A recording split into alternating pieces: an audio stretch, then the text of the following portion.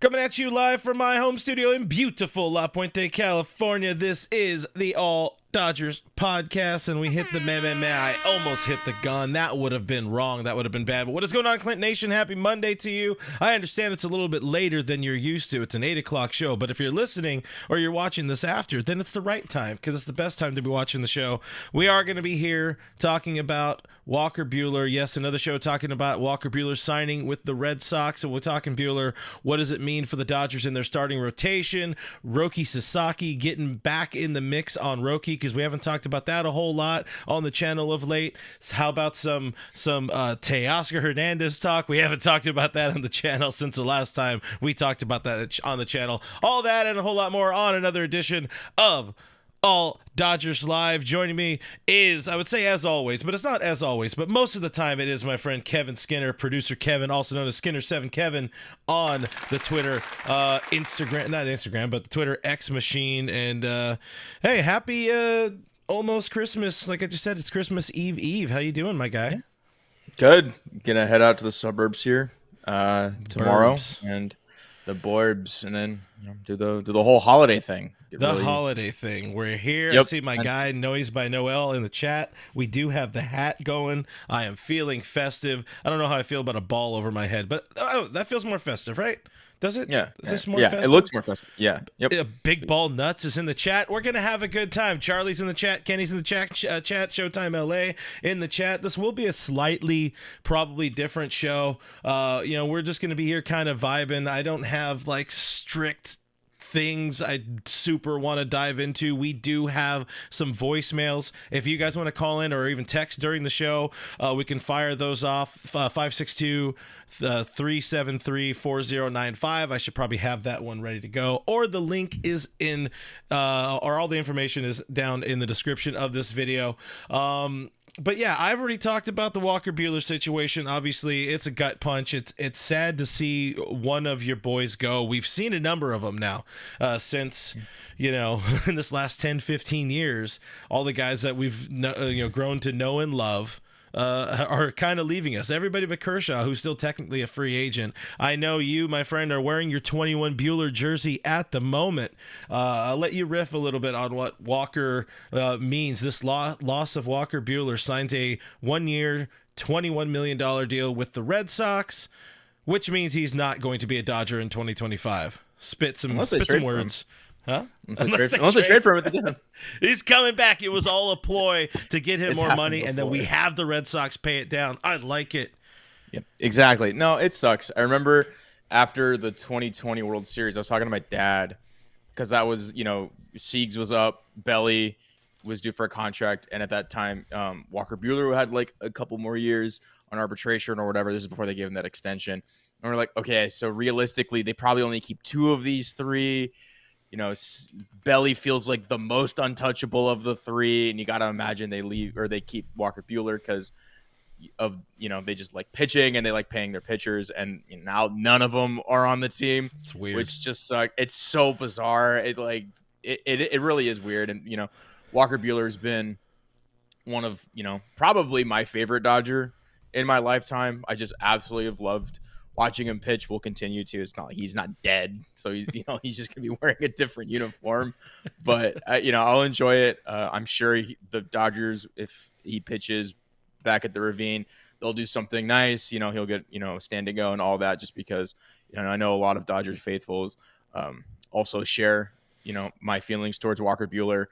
It's gonna be weird seeing him in another jersey. We'll get used to it eventually, and that's a sad reality that we live in as well. But he could come back. I'm half-hearted, but if the Red Sox somehow, despite spending as much money as they have, are bad, that's an easy trade chip at the deadline, and it's only a 1-year contract. So if pitchers' arms fall apart, which seems to happen a lot in LA. man, we might need the services of one Walker Buehler. I'll say I would be super shocked if we do see Walker Buehler return to the trade deadline, but stranger things have happened. First, we got to address, we did get a super chat, $20 super chat from our friend Christopher Navarro. Thank you very much. Says, $20 super drink. Take a swig of whatever you're drinking and state what it is. Vodka, 7-Up, Zero. Merry Christmas, fellow Dodgers fans. Hit that like button. Guys, hit that like button, by the way. Hit the subscribe button. I just poured myself some Jack Daniels honey. We're doing it straight today, doing it neat, we'll say. Yeah. And cheers. Merry Christmas to you, Christopher. Thank you for the $20 super chat. Yeah, you know, there's a couple different ways I want to go with this, because we continue Walker Buehler's the rebirth, baby bulldog. A lot of people forget, not a lot of people, but some people forget or may not know or at all that, Orel Hershiser had an insane career with the Dodgers and left and went on to go do other bigger, better things. Did eventually return to the Dodgers, albeit as very much a shell of himself. I just look at this as another way Walker is choosing to honor Orel Hershiser, and that is by him following in his footsteps and going elsewhere. Of course, Orel, did he go to Cleveland immediately after? Yeah, it was, right? Yeah. And then, of course, pitched for the Mets, pitched for other teams that I can't remember right now. I was younger. I didn't pay attention to baseball when I was in that younger age. I apologize, gang. But still, you get the point. It was the Giants. Oh, yeah, fuck. That's why your mind blocks it out. That's why we don't talk about that. That's what happened. MM is in the chat. I see MM being a bit of a Walker hater. It is what it is. If we want to spin this, we'll say negatively. We can say Walker did not have a great year in 2025. In 2024. The regular season numbers were ass. Even the postseason numbers, when you look at them, were pretty bad. All of that fueled on that 6-run inning against the Padres. But still, we know. Miguel Rojas forgot how to play defense for a hot second. Yeah. So I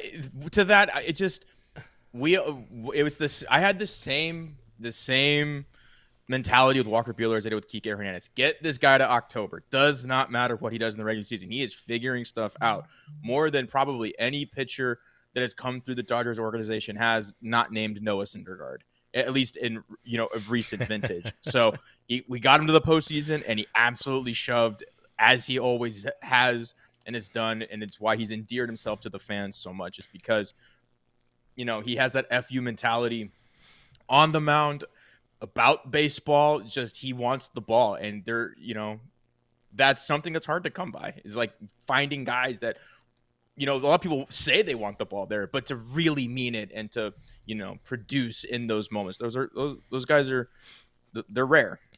Yeah, absolutely. What's not rare, though, is about that time of the show where I tell you guys about Bet Online, because it continues to be the world's most trusted betting platform and your number one source for online betting. From the earliest odds to in-game live betting, Bet Online provides you with all the action and the ability to watch games as they happen, with the largest selection of odds on everything from the football, the NBA, the college basketball, NHL, UFC. It's got it all. Head to Bet Online today.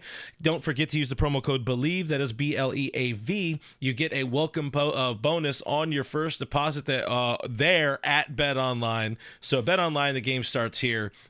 I'm going to continue on with some Walker Buehler talk. So Gary Sharma in the chat. Perfect timing, because this is where I was about to go.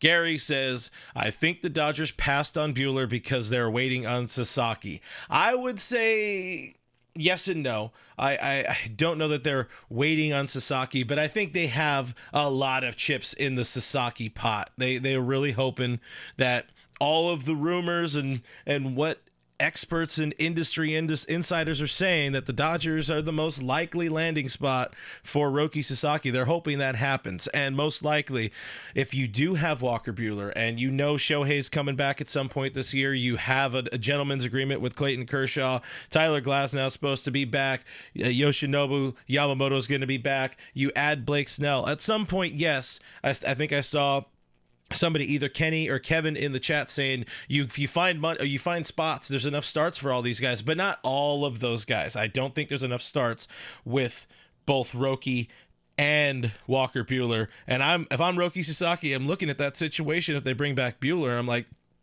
they got a lot of pieces there. His agent, Joel Wolf, is looking. They got a lot of arms there. I don't know where I fit into the mix. And, I don't know how in on Buehler the Dodgers were. It didn't sound like, he talked on that podcast he joins frequently.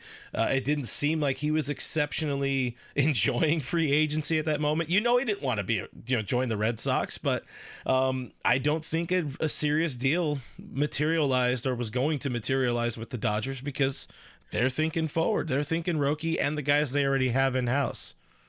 Yeah, I think a lot of it's right. I also think he didn't want to wait around for Roki. I think part of it is I don't believe he wants to sit there and wait till at the earliest January 15th to decide where he's going to spend the next season, because there's moving. He has a family now. He's got a kid. Like, there's a lot that goes into it. I mean, look at the situation with Blake Snell compared from last year to the last offseason to this offseason. What a big difference it made from signing early. And like you said, I don't know how in they were. I'm sure, and I'm basing this off their choice to not extend the qualifying offer. I'm sure there was an agreement between them. It's like, hey, if we don't land Sasaki or if the chips fall where they may, that's we can definitely talk about we want you back. We could definitely talk about something at that time. But like I said, that's at the earliest middle of January, and then with the Dodgers having to play in March. Man, spring training's like 2 weeks from there. Like it's like pitchers and catchers got to report fast. So that's just a lot. That's a lot of gambling for Walker Buehler, which is ironic because he likes horse races. But I think this is something where he gets a little bit of security. He gets a little bit. He knows now where he's going to be pitching next year. It's with the Red Sox, a team that, while I don't think there are any current Dodgers on the Red Sox besides Chris Martin. No, he's a free agent as well.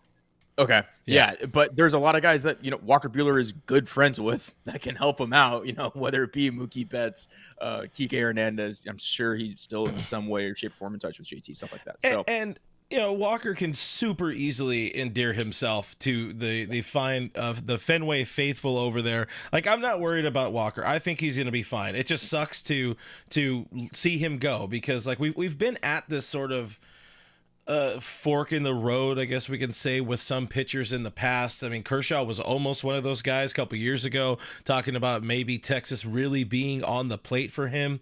Thankfully, he came back, but it's like, if the circumstances were a little bit different, if it was, and I talked about this earlier talked around it a little bit on Dodgers territory, and we got a couple super chats we're going to get to in a second. Thank you guys. Love you guys. Appreciate you guys. If things go a little bit different and he's a free agent at the end of 2021, he's going out there and he's getting a $200 million deal, and it could very well have been with the Dodgers in this case. Though injuries happen, he's kind of doo-doo in 22. The elbow is gone and misses all of 23 and eventually 24. Kind of doo-doo as he's figuring out how to do it again. Stars just didn't align. And like you're saying, like we're joking around, maybe at some point he comes back. Maybe it is as soon as this year at the trade deadline. That would be fun. Or maybe it won't. Maybe we're going to be happy that he's happy somewhere, or that, oh damn, we avoided the maybe he's not a problem. Maybe he's a problem, not a problem right now. Not a problem. But I don't think I'm not worried about him. I think he can handle that. He can handle Fenway. Thankfully he's the right shade of human to not get a lot of vitriol there in Fenway, so he should fit in, and all you got to do is go out there and just shove a little bit. That's what Walker Buehler does best. And hey, you know what? I like what they're doing in Boston as well, adding Crochet. Intriguing over there in the AL East. But do got a couple of super chats. One $10 super chat from our friend Kevin Uhas. Says, Merry Christmas, fuckers, with a PH. I will always think fondly of Buehler. I hope he finds success everywhere, but against us, of course, that's also fair. We don't want to see him do well. Worth noting. Go ahead. I was going to say about that, man, he loves throwing inside fastballs to all of his former teammates and giving up dingers. So he might not. That is a his great first start point. back at Ravine, he's just like, you know what? Maybe just for all time's sake, I'll just serve one up to Mookie. Worth noting, though, the Red Sox do not come to LA this year unless they play him twice. I didn't look past July when I saw the Dodgers and the Red Sox. The Dodgers are going to Boston after the All-Star break, so we might not see Walker. We definitely, unless he gets traded, won't see him in LA this year, which is sad. And I think the thing he's been through one. I would love to have seen him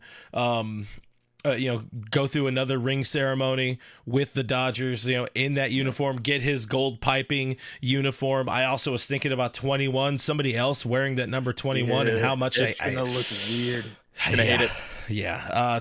Seth Klein in the chat, $2 twice. One was $2 with no comment. Another one with a comment. Thank you, Seth. Double chats saying, thank you for everything, Walker. Someone had to say it. And that's like the ultimate through line here. It's we can be sad, but we can also be happy that it happened. The best draft pick by far so far for the Andrew Friedman administration was Walker Buehler. He got it done, and now he's getting it done somewhere else. Yep, absolutely. I always, I'll be following him closely next year because I do want to see what kind of pitcher he evolves into. How does he do? Because, if you're looking at what have you done for me lately, that kind of the last bit of last year, he was so good. He was so dominant. I want to see if he keeps that up. So I'm excited. I best of luck to him unless he's pitching against the Dodgers. Go easy on us if he can. Christopher Navarro, the $10 super chat says, trade for Suzuki and sign Sasaki. Our City Connect jerseys will be the Los Angeles Samurais, which you think Nostradamus. I'm joking with the name calling. Merry Christmas. Appreciate you, Christopher Navarro. Listen, we're going to talk Suzuki in a little bit. We got to talk more Sasaki for sure. I also saw Chris earlier in the chat asking about the Discord and Patreon. To let folks know, one, all the links are down in the description. They're also on the ticker down at the bottom of your screen.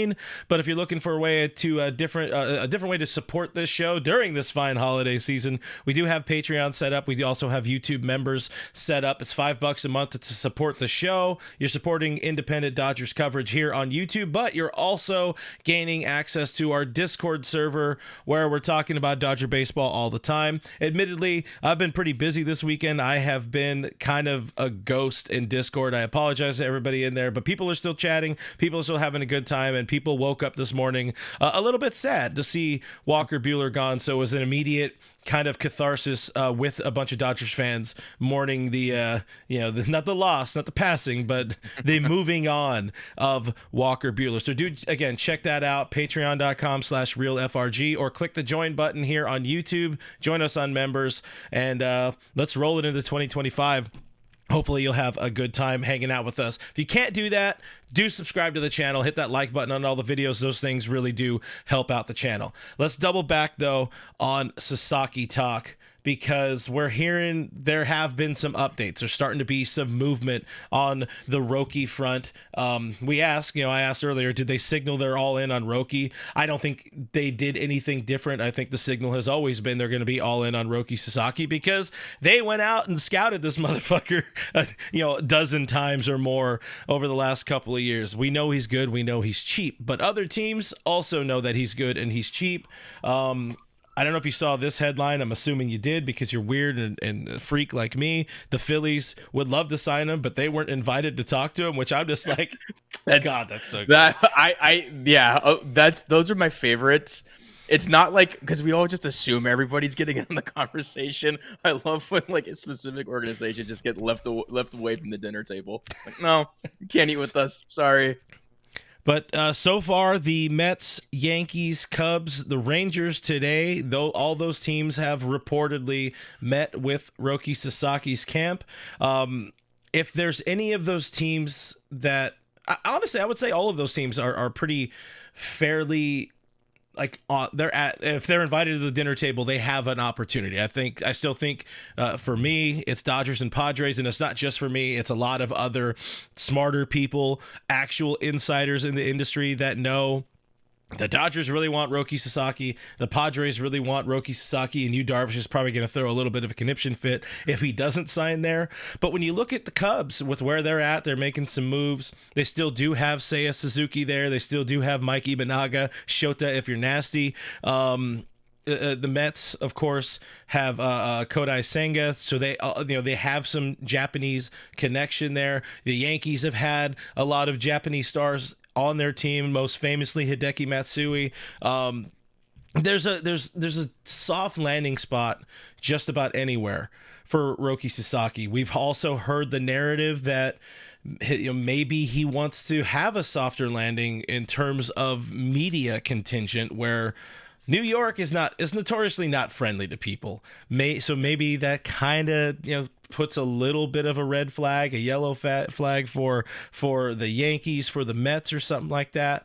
Chicago does make a lot of sense, but I still think it's the West Coast teams. West Coast, best coast. It's the closest to Japan, and Dodgers, Padres. They still have to remain at the top. What do you think of what we're hearing about the other teams in the mix? Like, I would imagine Joel Wolf and company doing their due diligence, talking to all teams. Yeah, absolutely. And for my money, the Cubs are, I think very much in the mix. You want to talk about teams that are kind of on the up and coming. The Cubs are one of them. They've got a young core. They also do pretty good job of developing pitching, which is something that Roki Sasaki has already mentioned, or at least his camp has mentioned, is going to be a focus for him. Yeah, but pound for pound, I think the Dodgers and the Padres have to be the favorites. I think a lot of that media stuff, those media comments about him wanting a soft landing spot, I think that's going to get a little overblown. And if it's not, if he really does care, the LA media is huge, but it's not that ferocious. Yeah. They do a lot of pandering to the players. They ask kind of the basic questions. That's why I think a lot of the Dodgers post games are kind of boring, is because it's a lot of the same reporters asking a lot of the same players the same questions. So I don't think he would necessarily he's not gonna run into a reporter and just like start having a verbal joust with them as you mentioned in New York. Or it's a good reason why Walker Buehler is the way he is because he's fine being brutally honest and is okay with somebody asking him that, which makes him a fit for a Boston media market. But I do think the Dodgers and the Padres are probably just gonna be the favorites until they're not, until somebody comes out and says no, they've been eliminated from contention. But I truly don't think that. I wouldn't be surprised if the Dodgers have already met with Sasaki and just nobody said anything yet. I know there was last year, Ohtani didn't want it getting out when he met with teams, but even still, the Dodgers typically don't make it known if and when they meet with the player. They do a pretty good job of keeping everything in-house. Yeah, no, they're really good. If you hear something from the Dodgers or involving the Dodgers, usually it's one of the bigger name free agents, and it's maybe they're one of the mystery teams, but most of the time it's like a John Heyman or even a Joel Sherman or some of these other guys just trying to get more money for their back pocket agent. That's really what it is. But another one, I just saw it right here. Nando390 saying that MLB trade rumors added the Giants had reportedly met with Sasaki as well. All these teams, 100% going to be in this guy's camp. They should be. But as we've heard all winter long, there are two teams that are kind of looked at as the clear front runners, and that's the Los Angeles Dodgers. It's the San Diego Padres. Both those teams, well, one of them, they're currently the odds-on favorite to win the World Series. We know winning and being good, getting better at pitching is very important for Roki Sasaki. Both of those, the Dodgers offer so very, very well for Roki Sasaki, which makes me feel really good about the chances of this dude coming to LA. I think the Dodgers survive if they don't land him, but this offseason will continue to feel like, well, it will start to feel like more of a win if they do land him, because so far it's been kind of some good, a lot of good with Snell Conforto is sort of, mid to above mid, but then you're watching Buehler walk. You still haven't brought back, Kike Hernandez. You have not brought back Teoscar Hernandez. So it's starting to feel like maybe us poor Dodgers fans who haven't had anything ever given to us, maybe we need something, one win in our lives, Yeah, Kermit 999 Super Chat says, I find it hard to believe Roki made a decision soon to forego a $300 million contract, but still doesn't know where he wants to play. Kermit believes the whole interview process is a show. It kind of goes back to what you were saying about, are they just doing their due diligence and just waiting for, the international signing period to begin next year. The one pushback I'd have on that is, if that was like really the case, he would have signed almost immediately, because there was like a 10-day period earlier this month where he could have signed. Yeah. But chose not to. The difference, if let's say he did want to sign with the Dodgers. The difference in money between the Dodgers this year and next year is like not. I think it's like 2.7 million versus it's 2.7 million versus like 2 or 5.1. So it's not. I mean, it's it'd be life-changing for me, but for what he's like going to make in his career, it's not that much. Super negligible. Of course, if he comes to LA or wherever he signs, he's going to get more money and endorsements and all that kind of stuff. Probably make more. You can argue he can make more with the Dodgers just because of how well, I don't know, maybe the Dodgers make themselves more money because of how well set up they are front office wise in terms of marketing, international marketing, the people that they put in place smartly, not exactly discreetly, but smartly put in place before they went out and signed Shohei Ohtani last year. They were already laying that groundwork. They knew they were getting somebody that was Japanese born, and they were going to try to rake in that sweet, sweet Michelada money based on adding those dudes. Richie Flores in the chat saying it's all bullshit. No one knows where Roki will go or what he wants. Two people do, Roki and Joel Wolf. Yep, exactly. But it's a little bit of bullshit. It's definitely a little bit of bullshit. Sometimes it may be good, sometimes it may be bullshit. Yep, he wasn't given access to media in Japan when he was pitching, so everything that's ever been said about him is purely conjecture. The only things we know about him are what he can do on a baseball mound, and that's pretty much it. So again, I think the belief of him or of the Dodgers being the favorites to land him are because that they do so well with the Japanese market already, and what's been said by his former teammate and former Dodger Lance Lynn that he might have a preference with the Dodgers. That's like really all we got. Oh man, I will say, I can't, like you and I were talking just before the show, the how happy we are to be out of the Juan Soto bullshit rumor era. I will be happy when this shit is over. Like, let the Roki Sasaki, wherever he goes, we really hope it's to LA, of course, but wherever he goes, just give us some actual fucking rumors already, not just super speculated. And it's with anywhere he lands, but if he lands with specifically the Dodgers, it's like you get I got myself thinking about it. The Dodgers had the second oldest roster in baseball last year, and then all of a sudden you have a young pitching core of Yoshinobu Yamamoto, Roki Sasaki, River Ryan when he's back. Like, you start thinking about that, it's like, oh man, the Dodgers could be so good for so long. It'd be crazy, but I try not to live in that realm for too long. Yeah, got to keep yourself grounded. It's hard out here being a Dodger fan. I get it. It really is. I get it. It's tough. Denny Cortez saying, sure, Darvish was Roki's idol growing up, but Yamamoto is his closest friend. So by that logic, it can go either way. So that's where we're at right there. We could spin. We could try to make ourselves feel better that the reason the Dodgers let Walker Buehler go, and we could even saying let him go is a stretch. But the reason they weren't heavily in on him, because they're looking to that future. They're looking to the next phase. And if they don't land Roki, they feel confident enough in what they have left in-house. Some guys coming back, the next wave of some prospects, mainly probably headlined by maybe a little bit of Nick Frasso, but mainly Jackson Ferris. And there's still time for them to land that next James Paxton type of pitcher, on the eve of spring training. Let Andrew Friedman cook. Someone had that comment earlier on Dodgers territory. Let him cook. Andrew's going to cook. Roach says he needs Sasaki more than he needs oxygen. That seems like a problem. You might want to get that checked out. Kevin Uhot saying Clinton wants Roki to go to Los Angeles. The Angels, and to that I say, boo that man. Nobody, Angels deserve nothing ever in the history of ever. Shifting gears a little bit, I did see somebody in the comments. I'm going to try to find it, but we're talking about Teoscar next.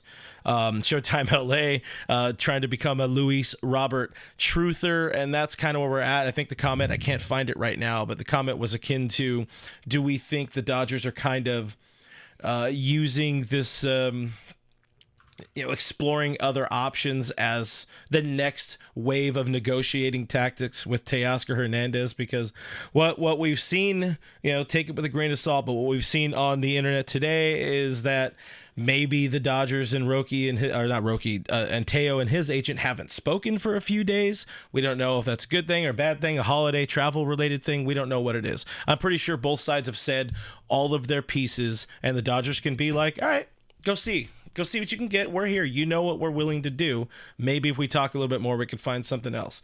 But it appears to be a money thing.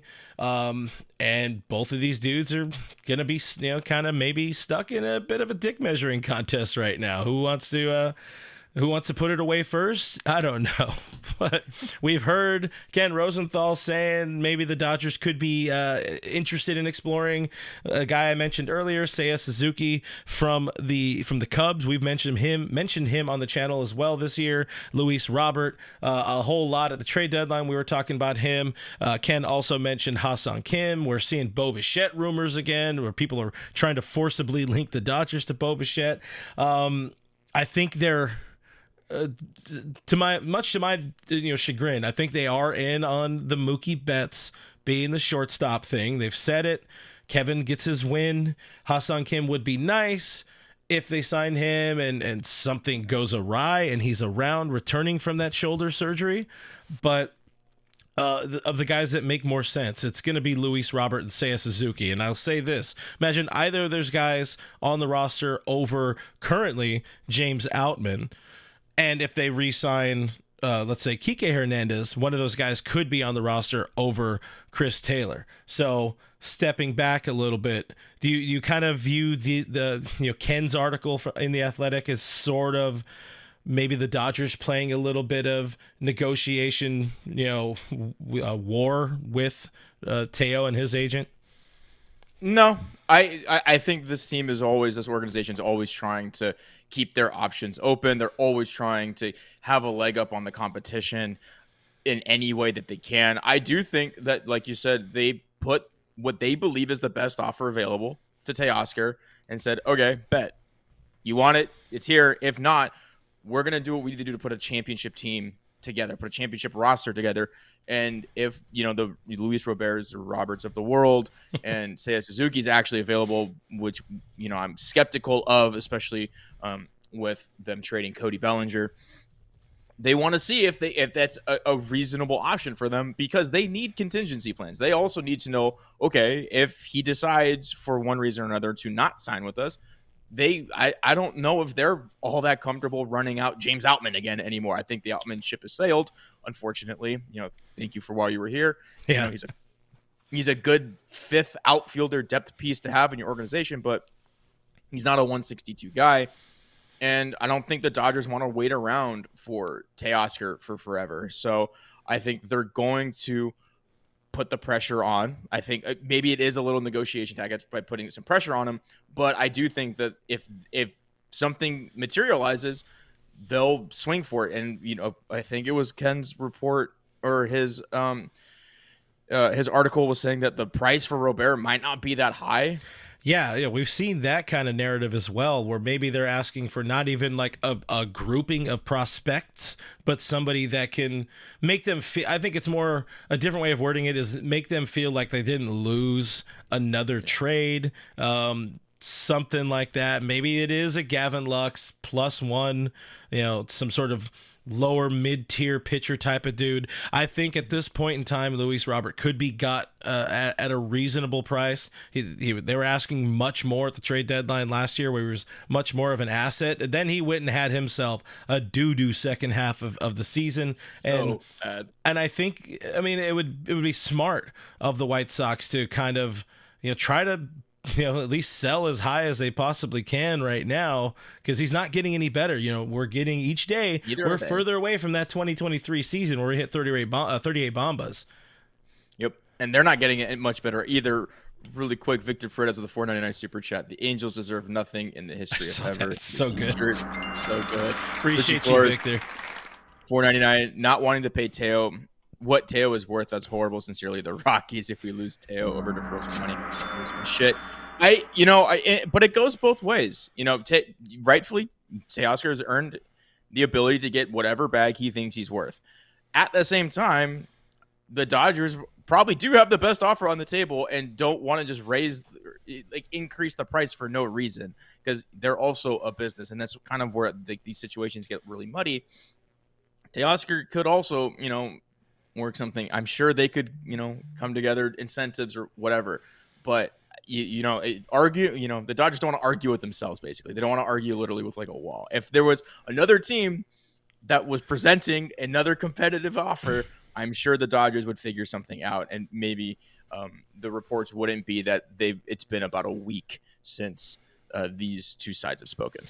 BC in the chat saying if no one is offering what he wants, then he's not worth it. And I really do feel there's a couple of things I feel about this portion of the Teoscar Hernandez sweepstakes in free agency. I feel like the further we get away from a deal, or the longer this goes, the more both sides can be kind of alienated from each other, and fans start to feel a little bit like we're seeing. Some people are getting a little annoyed at Teo, like, you're not worth 4 years or whatever. Nah, homeboy is worth whatever he thinks he's worth right now. Doesn't hurt him to ask it, It does. If you're going out and trying to get a new job and they're not offering you what you're worth, you can tell them to piss off, or you can be like, fuck, I really need the job right now. I need the money. I'm going to take that job.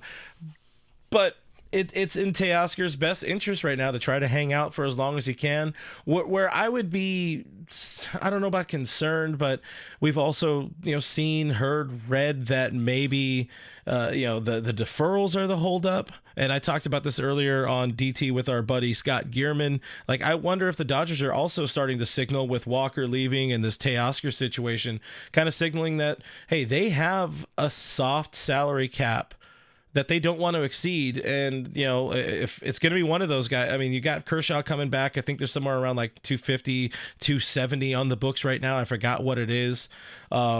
Next year's CBT is set at like 241, I think it was $241 million. So they're going, and they paid $103 million tax penalty this past year. It's going to keep going and getting crazier and crazier. So at some point, they do kind of need to maybe take a little bit of a step back. Hopefully, it still means Kershaw and Teo coming back. But if you want Kike Hernandez in there, they need to maybe get a little bit more creative. What's your take on that? Do you think maybe there's sort of an unofficial, hey, don't go over this number if you can? No, I actually don't. What I think it is this is how they've always been. They've never been the ones to overpay for players that they don't necessarily think are worth. Like, look at they're in the position they are. They have the roster they do because they've been really savvy about the contracts they've handed out. I know everybody loves to think about the Dodgers like buying rings or spending all this money, but like, look at the players they've actually spent money on. And outside of Mookie Betts and Shohei Ohtani, Freddie Freeman fell into their lap. Thank you, Atlanta. They tend not to hand out really, really big contracts unless it's favorable to them. The Trevor Bauer contract was really favorable for the team when it was only a 3-year deal, and it was really 3 1-year deals because there was a bunch of opt-outs. Like, that's why they're in this position. So I don't think it's a soft cap, but they're going to tell everybody, no, like, this is what we think you're worth, and this is where we're comfortable at. They've never been a team to overpay for a player. That's why everybody gets kind of annoyed about dumpster diving for starting pitching and dumpster diving for relief pitchers. It's because they don't like to spend too much on, at least with the relief side. And it's also why they're so good and they can spend $700 million on Shohei Ohtani. It's because they don't hand out crap contracts. They're not the San Diego Padres giving Xander Bogaerts $220 million or whatever the hell that contract is. Yeah, they don't do stuff like that. They don't go to other people's markets unless they really need to. And I saw Matty Man 5 Dodge saying, spend a little on Yamamoto. Yeah, that was a very clear need coming out of 23.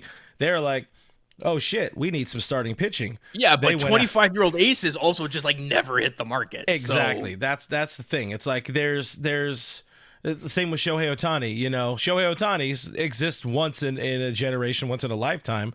You go and spend that kind of money, also knowing that Shohei pays for himself. But the big thing is both those guys, varying levels of, varying levels of deferrals. Of course, one guy has very, very different level of deferrals. But I going back to what I was saying, like if the longer this goes and the more we do hear like Teoscar doesn't want to, I don't fault him for it, but he doesn't want to fall in line and take another deferral. I'm like, come on, bro. Like, I get it. And he's well within his right. But at the same time, you want to come back. Everybody wants you back. It's a fit. You're clutch. You fit in the clubhouse. All the pieces are there. The recipe is there for a really nice meal together. And you want to get paid now instead of, it depends also how the deferrals are structured, because whatever the $8 million he had deferred in 2024, he doesn't start getting paid that until I think 2030 or something. It's pushed way out, so I can understand that a little bit. Understanding at the same time, he's never really got the massive payday in his life before. Needs to kind of get himself some money. Maybe he's got media ventures. He's got different business endeavors of his own. Maybe he needs to pay off some drug mules. Maybe he wants to buy the family a couple of nice mansions, whatever it is. He wants to get his money now, which is fine. But I'm going to look at it like, bro, everybody else. Shohei Ohtani, this fucking dude is deferring $68 million of his contract. You can defer a little bit to come back to where you're happy and everything makes sense. Yeah, absolutely. But I'm never going to fault the player for trying to get what they think they're worth in their bag. I get it. There's... he's been in the league a while now, and this is really the first time that he's had that kind of negotiating power, because he didn't like what he bet on himself last year. He signed a 1-year deal with the Dodgers, and he hit. So he believes he should be compensated for it, and I understand. I get it. So is it a little frustrating? Yeah, that's because I'm selfish, though, and I just want Teo back, and I just kind of want this to all be over with, and I'm kind of sick of talking about it. But same. It's something where, yeah, man, you got to get what your bag, because it's not, these opportunities, especially in baseball, when you have to wait 6 years in arbitration and then like assuming everything goes right, you know what I mean? Like, these opportunities don't happen that often. This isn't the NFL where like as soon as the guaranteed money runs out, let's go hit free agency again where guys hit it, so. You can make dumb gobs of money in this league, in this game, but it takes you a hot minute to get there. Unless you're great, absolutely. Like you're saying, you sign an insane signing bonus or whatever it is, you're a high draft pick or a can't miss international free agent, but even they are, kind of getting the shaft in a lot of ways because of, restrictions by, what is it? The international bonus pool and all that. Yeah. Cole said Kevin had a seizure when he heard Clint say drug mule. You were just glossing over that. It's fine, whatever. Yeah. You just throw shit at a wall and see what people get up in arms about. Let's shift gears a little bit, because I agree. It's almost Christmas. We want to talk about positive things. We don't want to talk about how Teo still isn't a Dodger. He's still on my top of my Christmas wish list. I don't know how, but somehow I got Teoscar Hernandez in my Amazon wish list. But we do have some what do they call those, voicemails on the All Dodgers voicemail hotline. Let's fire that up. We see the screen. We see the kids table. One last kids table for Kevin before Christmas here.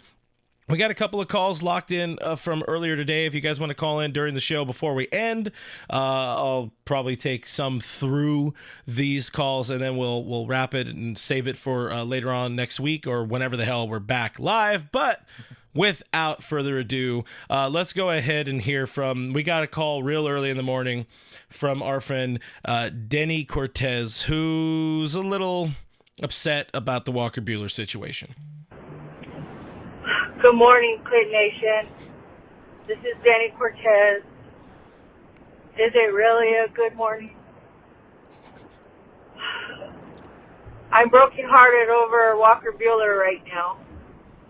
And today sucks already. Waking up to this devastating news. I have to say, Buehler was my favorite Dodger for a long time because of his fierce competitiveness and just that mentality for high leverage spots. And man, that guy was a beast. And the Dodgers broke his arm. They broke his arm, and they won't give him $21 million for a freaking year? That's pennies to them. Okay, now I'm getting pissed. Breathe. More than hurt. I don't know. Did we lose? Oh, no. It really bothers me. I hate the business. All right, I'll end it there because it looks like we're getting some tough static there for Denny, but appreciate the call there. And that's another one of the things I know some people we're gonna have some concern, or not concerns, but worries about is it's only $21 million, and that is kind of. Scooter Booter, a great name in the chat, says, 21 million isn't cheap. It's not, but when you're the Los Angeles Dodgers, it's not an unreasonable number considering, some of the other contracts they've kind of already given out. I saw somebody say they gave $17-18 million to Michael Conforto. They could have scrounged together some Dodger dog money to bring back Walker. I don't think it was about the money really with Walker. It was about just opportunity. Yep. I think it was opportunity. Like that rotation's going to get crowded. Like you said, we already have a bunch of guys. Kershaw's basically all but going to be back. And like I said before, I think part of it is they were probably honest with him and said, Roki Sasaki is going to be a priority. This is what our plan is for the offseason. We're not going to extend you the qualifying offer so we don't suppress your market. So go get what you can. If Sasaki doesn't land with us, we'd love to have you back. We can have those discussions at that time. And, that's a long time from now. That's something where I don't think, I think Walker Buehler saw an opportunity, saw the Red Sox being aggressive, which good for them. The American League is wide open. Unless things go terribly wrong, the Red Sox are almost guaranteed to be a wild card team. So he'll be in the postseason. And maybe if he was going to sign on their team, he didn't want to sign in the National League. Maybe it could be that too. There's a lot of things that we don't necessarily know, but I do believe that the timing of it had something to do with it. I think he doesn't want to be waiting around and basically being like third fiddle. Yeah, he wants the opportunity that he's getting with Boston is basically the same opportunity he'd get with the Dodgers, but he gets a little bit more clarity now, and let's be honest, he'll probably also get more innings. Yeah, definitely gonna get more innings. Gonna give me, he's at bare minimum, or at least is going to be the number 3 guy. Very much could be the number 2 guy. Hey, maybe he ascends to an ace over Crochet, because Crochet also didn't have a great second half last year. Overall, very good year with the White Sox. But Christopher Navarro, another $10 super chat. Thank you very much, Chris. Says he's a Patreon member now. Love the show. Merry Christmas, Nostradamus. Appreciate my guy, our guy, Chris Navarro, joining the show, supporting the show on Patreon. If you're not automatic, if it doesn't automatically get you the Discord link, I will contact you on Patreon. But appreciate you very much, Chris Navarro. Some people in the chat as well, also being annoyed that Pika Peep in particular is like, listen, stop living in the past. And I get it. I think Walker is just one of those dudes where, again, it was our boy, and it hurts to see our boy go. But eventually we will move on, and another World Series will make us feel a whole lot better. It will. And if you want to improve on the roster, Roki Sasaki is an improvement over Walker Buehler for the present and the future. And again, I don't think they wanted to wait. I don't think he should have waited. I think he got the opportunity he wanted, and a good amount. Like up to this point, he had made $30 million in career earnings. He damn near doubled it. Like good for him. Like great good for him. Yeah, look at Emmanuel Dominguez $2. That's a whole look at us right there. Exactly. He got $30 million. Emmanuel Dominguez gave us $2. Let's go. Loki, how much money do we have until we cap? I don't think there is a real cap. I think if the right players are available, the Dodgers will make real offers. Kevin, you have $2. You think do you want me to try it, or do you want to try it? You think Buehler will develop a Boston accent? Yeah, that's pretty good. How do you like them apples? Considering it's almost 11 p.m. your time, not too bad. You know, just gotta have a couple more drinks and then you can forget about it. It wasn't very good. I tried too hard on that one. It's a lot of A's, a lot of A's. Okay, so let's go back to the voicemail hotline. Denny, by the way, she commented in the chat, said, sorry, I was driving. You know, I think it's impolite to voicemail and drive or something like that. I also F the 215 freeway. But we have our friend Noah, as you know. Let's hear what Noah has to say. Well, what up, guys? It's Noah, as you know. And, guys, friendly reminder, we are World Series champs. This year has been amazing. So many ups and downs. It was an amazing experience. The agony and misery was worth it. And unfortunately, guys, we did lose Walker Buehler, but let's be a little happy here. It gives the people in our farm more opportunities. At the same time, Walker Buehler deserves to get a big bag, and he probably wants the innings, and with the 6-man rotation that we're going to have going, it ain't for him. And there is still some hope. We might just have a reunion with him eventually down the road. Maybe in the trade deadline. Because let's be honest here, guys. We're cursed. We're going to run out of pitching somehow in some way. And the Red Sox and Dodgers are like brothers. We just keep on sharing the same toys, or should I say players. That includes Mookie Betts, Kike, now Walker Buehler, Alex Verdugo. We're like brothers. We just work around with each other and we share things. So let's be happy for him. Let's be happy that we are champs. And don't worry about all the reports of KO and the Dodgers not talking for a few days. It's come from Dodgers Nation. The same entity that reported Ohtani going to the Blue Jays. And last year, they said that Kike was talking to the Angels and Padres, but Kike on foul territory confirmed that it was always between the Yankees and Dodgers. Plus, someone specifically, no names, is no longer there to keep them in check. Right now, though, guys, have a Merry Christmas, and I'm in public doing some Christmas shopping, so blank Manny Machado, blank Fernando Tatis, blank Juan Soto, blank the Dodger Stadium parking lot, and for the love of God, blank the Ghost Runner. See ya. Love it from Noah. He's getting it all off his chest there in this edition of his voicemail. Like Nando390 saying in the chat, Eskimo brothers. That's what the Dodgers and the Red Sox are. They keep swapping meat here, I guess, if you will. But good stuff there. Drug mules, meat swapping. What are we doing? Listen, it's Christmas, all right? That's Speaking of Christmas, do we want a Kenley Jansen reunion? I had to look. Oh, he's a free agent. Holy. Tanner Scott not available. Kenley. Hold on, wait. I could fix this, guys. There it is. Now he's gone. just we already did the Kenley talk. I'm super pissed off Greg Bergman when he filled in for you. I asked noted Kenley Jansen supporter Alana Rizzo if she wants Kenley. Even she said no.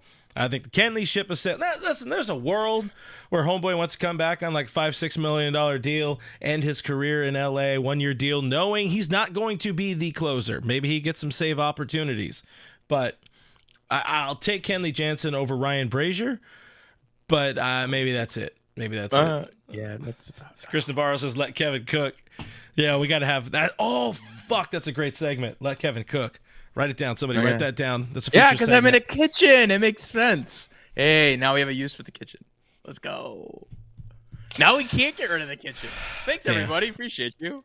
Damn, you right. You right. All right, one more voicemail, and you know who that's going to be, guys. It's going to be our friend, our favorite, the man, the myth, the legend. This is Mr. Richie Flores, and see what Richie has to tell us here on the eve of Christmas Eve. Something special. Well, hey, Clint. Merry Christmas to you. Well, we all knew this was coming, and for Ferris, I think it's for the best. There's just too much Dodger pitching coming back. Not sure if we're going to get Roki or not.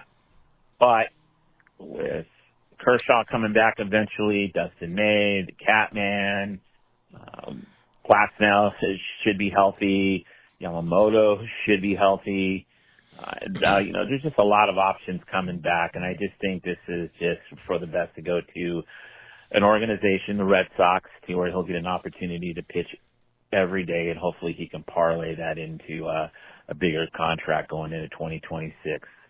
He'll be missed, but he'll never be forgotten, and he's going to leave with the ring, so he's in good shape. Teoscar, this is starting to frustrate me a little bit. It seems that the hang-up for him is going to be on all the deferrals. For me personally, as much as I love the deferrals because it's allowed us to do and have that the roster that we have, but I think the Dodgers are starting to get a little abusive with it, in my opinion. And I think eventually MLB is going to step in and say enough, but they're going to have to fight the players union on that. But let's just hope that whatever it is, let's just get it fixed, okay? Pay the man. I know his numbers aren't great, and everybody's convinced that he may not have as good of a year as he did last year, but the man brings so much more to the table. Heart. He wants to be there. Mental toughness. It's a perfect fit. The fans love him, and he loves us, and he just brings so much more than just the fucking numbers. Sometimes baseball isn't about the numbers, it's what's in the man's heart, and how can you put a price tag on that? And for Christmas, here's what I wish for. I wish for everybody to have a Merry Christmas, have a safe and happy New Year. To everybody who makes this channel go, it's only been around for a little bit over a year now, but how much of a great channel this is and how special everybody makes it. And hey, we're planning a lot of great events next year. So hope you guys join the Discord. Gives you access to so much more than just being on the Discord chat. So Merry Christmas to the Dodger Stadium parking lot. Merry Christmas to Manny Machado. Merry Christmas to Profar.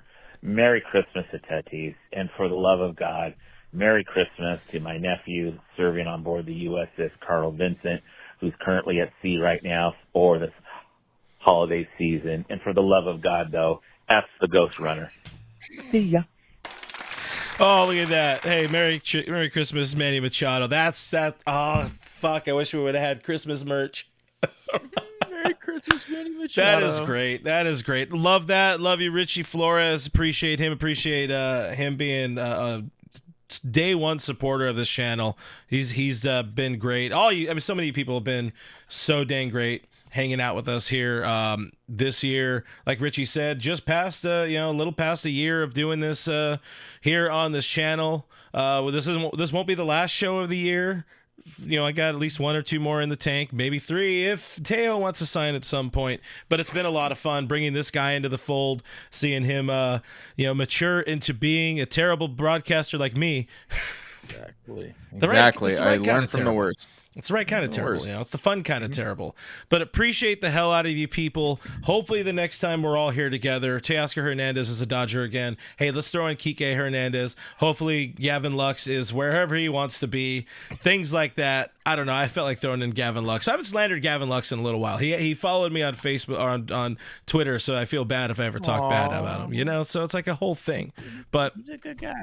That's about it. You want to say one last piece before we get the FO? Yeah, I totally forgot how much everybody hates Kenley. It's just hilarious. It went off like a firestorm. My goodness. No, yeah. Merry Christmas, everybody. Happy holidays, whatever you're celebrating. Just have a good time and try not to kill each other at the dinner table. Yeah. Be nice to each other. have the right amount of drinks with the right people. And that's about it. But thank you for watching. Thank you for listening. Thank you for hanging out with us. We already said it a whole bunch there, but we appreciate the hell out of you guys. Thank you for the comments, engagement, hanging out here in the chat. And thank you so dang much for the folks who sent in super chats on the show.